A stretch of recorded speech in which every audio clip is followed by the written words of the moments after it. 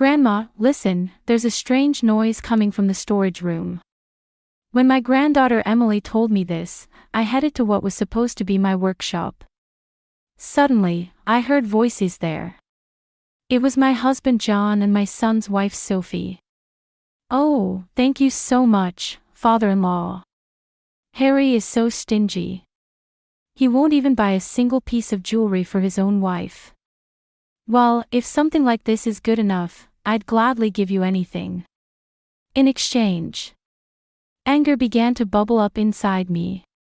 30 minutes later, when my son Harry saw the situation, he said to me, "Hey Mom, could you let me handle this? I've been letting her swim freely, but until now I couldn't get any evidence. This is perfect." Harry smiled slyly. "My name is Rose. I'm a 65-year-old housewife. I've been doing crafts for both pleasure and profit for many years, and now I also work as a handcraft artist. My husband John is 68. After retiring from his company, he found a job at an acquaintance's business. We have 2 sons who have both moved out and started their own families, and we stay in touch with them regularly. We had several problems, but the most annoying one was that John showed absolutely no understanding of my hobby, handcrafting, which was also my passion and reason for living. I've loved needlework like embroidery and knitting since I was little. My interest in handcrafting grew from there. It became my job when our sons were still in elementary school. At one point, John fell so ill that he needed to take leave from work, which drastically reduced our household income. While nursing him, I looked for work to help make ends meet, and home-based work suited me best at the time. I've always been good at detailed work, and once I focus, I don't stop. I picked things up quickly. The companies I contracted with kept referring me to other projects, and eventually, they recommended I take accessory making classes. By the time John returned to work, I had become an assistant instructor for one of those classes.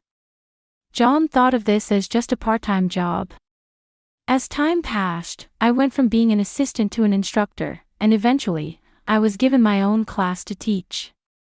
But gradually, my teaching hours increased beyond what John considered a part-time job. I knew this might be problematic. John wanted me to properly take care of the household and didn't approve of me working full-time. By then, John had safely returned to his workplace, and our life had stabilized, so I decided to become a craft artist working from home. Around that time, internet promotion and sales systems were becoming more sophisticated. I initially used blogs, and later image-focused social media, to showcase my work. Eventually, I became a fairly well-known craft artist in those circles. But John seemed to have no understanding of this at all. From his perspective, I was just playing around at home by myself after quitting my part-time job. For instance, we lived in a modest-sized apartment. When our 2 sons were living with us, I didn't have my own room. Even after our sons moved out for college, John claimed their rooms as his studies, and my workspace remained the kitchen, just as it had been during my home-based work days. Well, the kitchen table was actually a good size for my work. But when John discovered me working there one day, his reaction was terrible. I had spread out tiny accessory parts on the table to dry, but he got angry and dumped them all on the floor. I hurriedly picked them up, but the carefully crafted pieces were scattered, and I had to redo the work. I explained the situation to my customer and got an extension on the deadline. From then on, I became very conscious of John's return times. I was constantly frustrated. Why did I have to work in secret, hiding from my husband? This continued to smolder inside me. After our sons got married, there was nothing mediating between my husband and me anymore, and our days just continued in a bland routine. I would work on my projects while John was away, being careful not to leave any traces, while perfectly maintaining the household and pretending to be a full-time housewife. John had no interest in our finances, so he didn't know I was earning a decent income. He wasn't interested in our savings either. So to John, I probably looked like a housewife who was just spending money on some hobby. Eventually, John retired from the company he'd worked at for years. He immediately got a new job through an acquaintance. The income was much lower than before, but I think he wanted to avoid spending his days face to face with me. Around that time, our son Harry suddenly visited our home with his wife Sophie and made this announcement. They were planning to build a new house not too far from our apartment. Mom and Dad are getting up in years, and I'm starting to worry about you. Having you with us, father-in-law, would make us so happy. Oh, is that so? John is always soft on Sophie. He always looks pleased when she says something to him. After agreeing to live together, I began financial discussions with Harry. Harry knew that for moving significant amounts of money, his mother was more reliable than his father John. This was because our sons had wondered how they could attend private universities without even applying for scholarships. When they got jobs and began to understand the value of money, they asked me how much savings we had, how much their education had cost, and where that money came from. On the condition that they'd keep it a secret from John, I told them what I'd been doing. I had paid most of their tuition. My sons told me I was amazing. I'm grateful for that. They've continued to visit us regularly since getting married. Harry's daughter Emily loves beautiful things and always gazes at my creations with admiring eyes when she visits. However, when I offer to give her something she likes, Emily just shakes her head, saying, "Mom wouldn't like it." Emily's mother, Sophie, was something of a problem for me. She maintained a good public face, but from what Emily said, there was something untrustworthy about her. Mom loves these detailed, sparkly accessories. If I had one, she'd say it suits her better and take it away. It was hard to believe, but Emily continued. And Mom's so rough, I know she'd end up breaking it. That's why she couldn't buy sparkly things, Emily complained. I was appalled at such childish behavior toward a child who loved cute, sparkly things. I wanted to say something, but Sophie always put on a good face in front of me and rarely showed her true colors. For some reason, whenever she came to our house, she would flatter and fuss over John, satisfying his vanity. It was around this time that the idea of building a new house came up. Harry said something that made me happy. "You've gone through so much for us, Mom, so I'm planning to include a workshop for you in the new house." "Really? That's okay." Harry's words genuinely made me happy. What could be called my reason for living, which I'd been doing secretly all this time, was finally being acknowledged by my son. Of course, I could say I was somewhat recognized socially, but it's emotionally difficult when your closest family doesn't acknowledge you. After the house was completed and Harry's family had partially moved in, I was about to bring my work tools and materials to the workshop. However, there were already mountains of cardboard boxes stacked up there. What was going on? Wondering about this, I asked Sophie. "Sophie, wasn't that room prepared for me by Harry?" She looked at me as if it were nothing and said, "Mother-in-law, we still need a lot of things for the house. Don't you think it's perfectly reasonable to have a storage room? But this room was specifically designed for me by Harry. Didn't you hear about that?" "I did hear about it, but he never complains about what I say, you know." Leaving that groundless statement, Sophie said, "I still have a lot of unpacking to do," and left.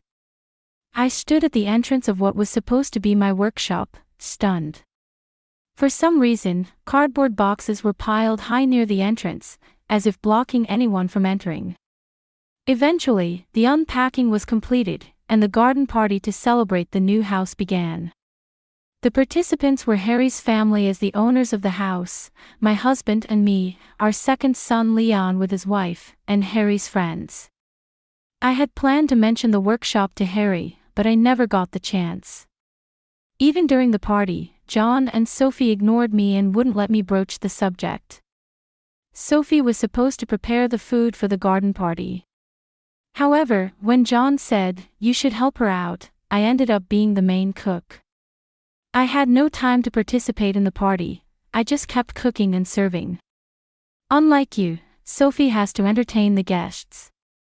Since cooking is all you can do, try not to get in the way. That's all John said. I silently continued cooking and serving, over and over. In the midst of this, Emily suddenly came to the kitchen.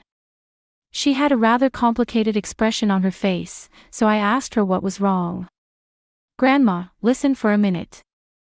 I bent down to match the height of the petite Emily. There's a strange noise coming from the storage room. A strange noise. Storage room. The place Mom calls the storage room. Ah, I see. She means the room that was supposed to be my workshop. It's strange to hear noise there when everyone's outside for the party.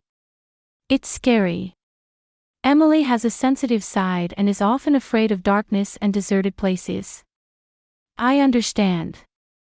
Let's go check it out quietly together. Emily nodded firmly. And so we headed to the room that was supposed to be my workshop. Indeed, there was some noise. I gently opened the door. The cardboard boxes piled high concealed what was inside. Suddenly, I heard a voice. It's become a nice little hideaway, hasn't it? John's voice. Don't you think so, father-in-law? Don't you think I'm smart? Yes, you're very smart. A sweet, doting voice. I hadn't heard my husband speak like that in ages. Father-in-law, what about that thing I've been asking for? Ah, yes. This. The sound of something being taken out. Oh, thank you so much, father-in-law. I've always wanted something like this. Harry is so stingy. He won't even buy a single piece of jewelry for his wife. If something like this is good enough, I'd gladly give you anything. In exchange. This was bad, I couldn't let Emily hear what came next. I hurriedly took Emily outside. Grandma, those voices were Mom and Grandpa, right? I couldn't help but put my hand to my forehead. You know, Grandpa has been giving gifts only to Mom for a while now. What about Emily? Emily silently shook her head.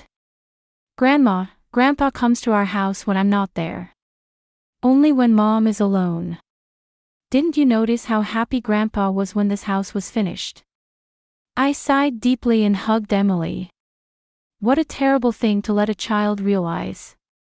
At that moment, a thought occurred to me. Hey, where is your father now? At the party. Outside, I think. Could you go get your father for me? Tell him to come quietly. Perhaps understanding what I was thinking, Emily immediately went to call her father. However, as the host of the day, it might be difficult for him to slip away. After a while, Harry arrived and peered into the room from behind the cardboard boxes. Flirtatious conversation and atmosphere were clearly coming from inside.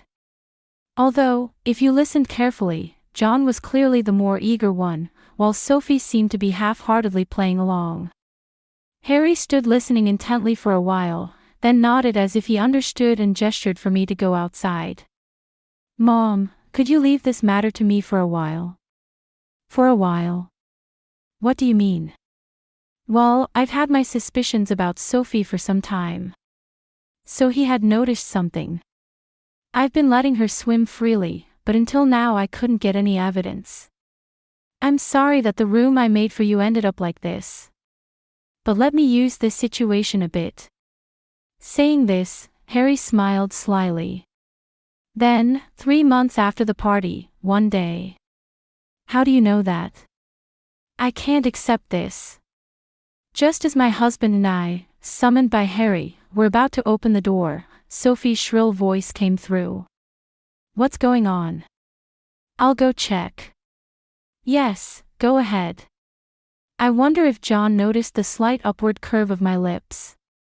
I confirmed the large envelope in my bag with my fingers, then slowly followed John toward the living room where the voices were coming from. Hey, what's going on? We could hear you all the way over there. Oh, father-in-law, please listen. He suddenly says he wants a divorce. What? Harry, what's going on suddenly? Harry snorted with laughter. There's nothing sudden about it. Sophie has been cheating all along. That's a lie. Sophie was clearly flustered. It's not a lie. I have evidence. I can show it right now. Oh, and I've consulted with a lawyer who will be here soon. What? What's wrong with you? You've been hiding this from me.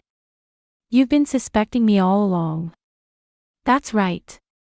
Well, there's a lot to say about you. By the way, why are you so surprised, Dad? Harry looked at John. Well, she's your important wife, of course. Being an important wife doesn't normally mean meeting secretly in private, does it? Harry's expressionless face strongly conveyed his anger. What do you mean by evidence? And why are you saying this now? Emily is here too. Sophie suddenly brought up Emily's name. That's because I want Emily to hear this too. Emily has known all along that your behavior was wrong. What? Emily, you were suspicious of your mom. It's not just suspicion. You were so obvious about it.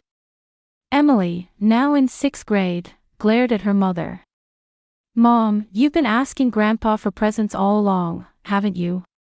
That's just because he happened to have them and gave them to me. That's all. It sounds so bad to say I was asking for them. What's wrong with happily accepting gifts offered to me? That's the first I've heard of it. I joined in at this point. Hey, Rose.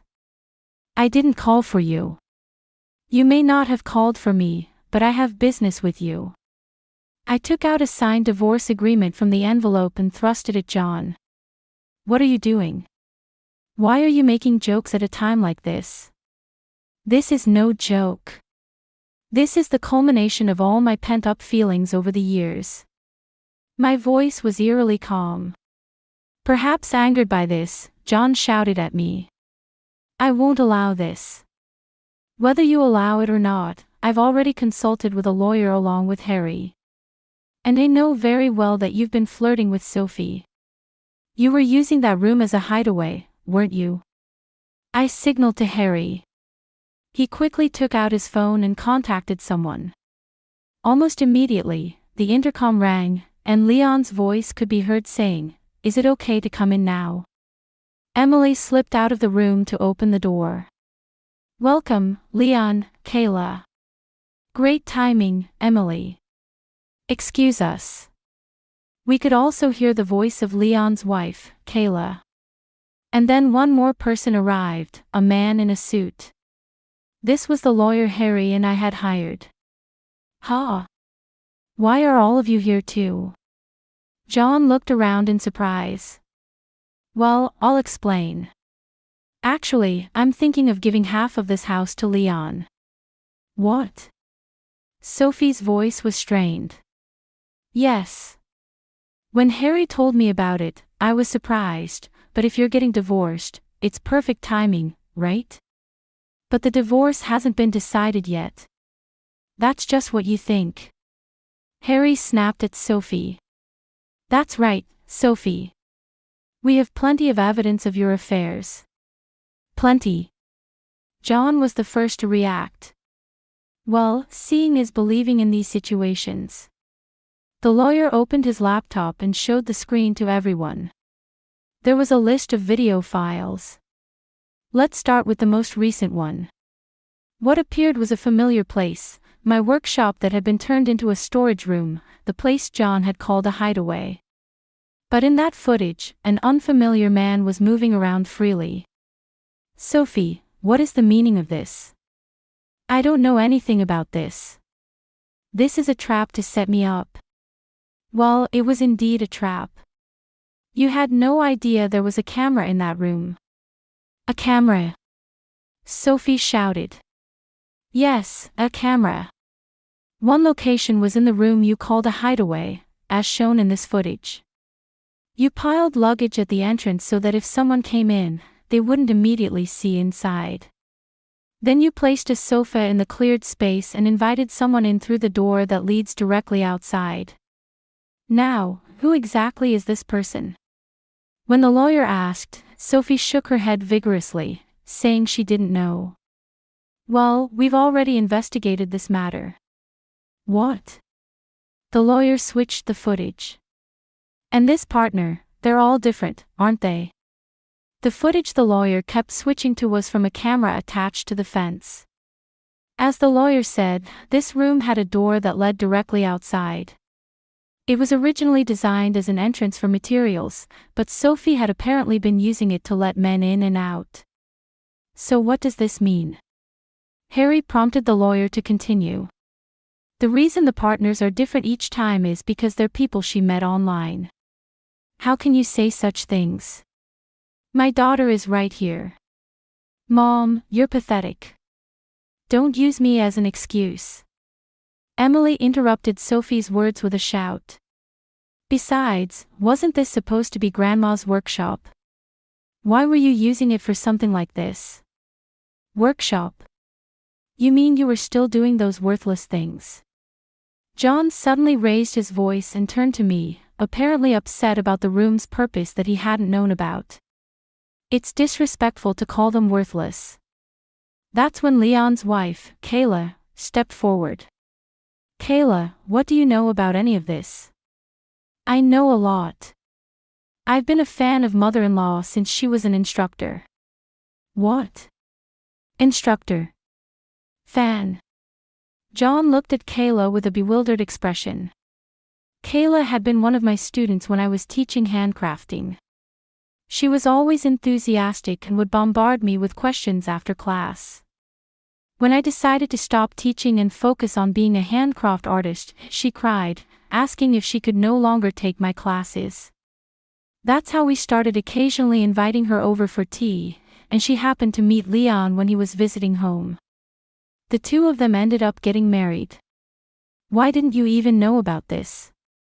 My husband and Harry were able to go to good schools and get proper jobs, all thanks to mother-in-law who was properly earning money behind the scenes. That's ridiculous. I took out several bank books in my name from the envelope again.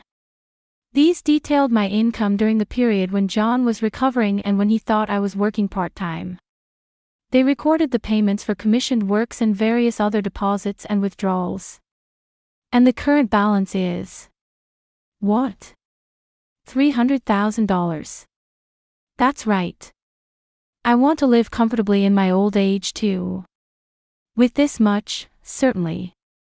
John muttered. But I have no intention of spending even $1 for you anymore. That's why I'm presenting you with this. I won't accept this. Well, look at this, the details of the gifts you gave to Sophie.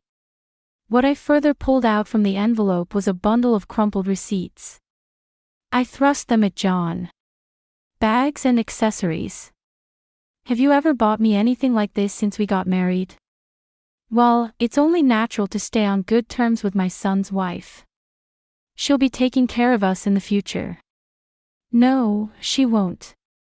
I never intended to rely on either of our sons from the beginning. That's why I saved this much money.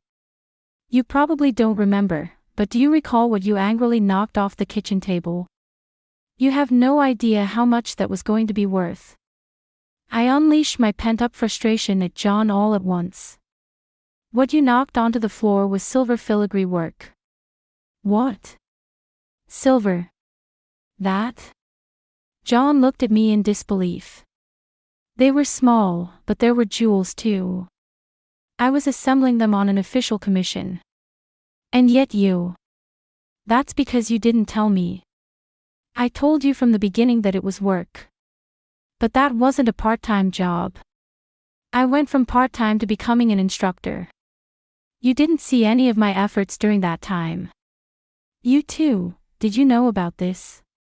John questioned our sons. Yes, we knew, right? Yes, that Mom worked late into the night. We also know well that Mom's eyesight has gotten much worse because of it. She let us go to the colleges we wanted, worked hard at her job, and still kept the house perfect. And yet, Dad, you did nothing for Mom. Their words gave me a warm feeling inside, knowing they would speak up for me like this. I can't believe how you've treated her, Kayla chimed in. And to use the space that was finally going to be her own workshop as a hideaway. That's unforgivable. Well, a room with no sunlight, what good use could it have? It's only natural to think it's good enough as a storage room. A room without direct sunlight has the best lighting conditions for creating artwork. That's why it was specifically chosen. Kayla forcefully countered. The rear entrance was made so materials could be easily brought in. But you wouldn't even listen when we tried to explain. Well, I never thought those things could be such high-value work. Father-in-law, please look at this.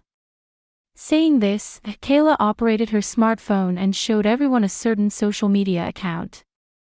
Seeing it, Sophie widened her eyes in surprise. This person. They're a famous influencer. That's right. You liked this person, didn't you? These accessories were made by mother-in-law. They're quite popular. Sophie was too surprised to speak. And I also found this. What Kayla showed everyone was Sophie's account. Who were you having dinner with here? It certainly wasn't Harry, was it? No, I don't remember going to dinner with her at a place like this. In fact, she hasn't invited me out to dinner for a long time. When it's with Emily, we usually go as a group of 4, don't we? With you all, it's only ever at some diner in the neighborhood. Sophie looked around nervously. What? Mom, you didn't like going to diners with us. Were you embarrassed? It's not that, but sometimes I want to dress up nicely and have a good meal in front of a good-looking man. What's wrong with that? That is wrong, I said, unable to hide my exasperation. Sophie, do you understand what you're saying? And apparently you were paying for these meals. You knew that much. Of course, Harry and Leon exchanged glances and nodded. At the time of the party, when you and Dad had that suspicious interaction, we still didn't have decisive evidence. But that was the trigger for more of your flaws to show. So we had you thoroughly investigated. Why did you do something like that? Stop it. I'm so sick of this side of you, Mom. Emily suddenly cried out. Mom, how did you think your actions wouldn't be discovered? What do you mean? If Kayla can identify your account and see your photos, that means my classmates' moms can easily figure out what you've been doing too. Hearing this, Sophie's face suddenly changed color. And my classmates' moms love gossip and speculation, so they've completely figured out what you've been up to. Can you imagine how I felt when my classmates told me about it? After saying this, Emily burst into tears on the spot. It must have been incredibly embarrassing for her. Kayla comforted Emily. So what exactly do you all want from us? John asked in a voice that seemed to be squeezed from the back of his throat. Don't say, US. I didn't do anything wrong, at least nothing that bad. How can you say that? The lawyer intervened to calm down the angry Harry. Sophie, your husband is demanding a divorce on the grounds of adultery. Well, even if you fight it, you'll definitely lose. You'll have to pay compensation. And then there's child support. That's your daughter's right. Wait a minute. Child support means I have no intention of going with you if you two get divorced. Emily stated firmly. Not only that, I'd like to transfer schools if possible. Do you understand? It's all your fault, Mom. Even my friends are whispering and looking at me strangely. Hearing this, Sophie collapsed to her knees. Emily turned away from her mother. Meanwhile, John began to panic. I didn't cheat on anyone. Whether what you did counts as cheating or not doesn't matter. But you've been emotionally abusing me all along. Emotional abuse. John looked at me as if he didn't understand. You might not have seen it that way.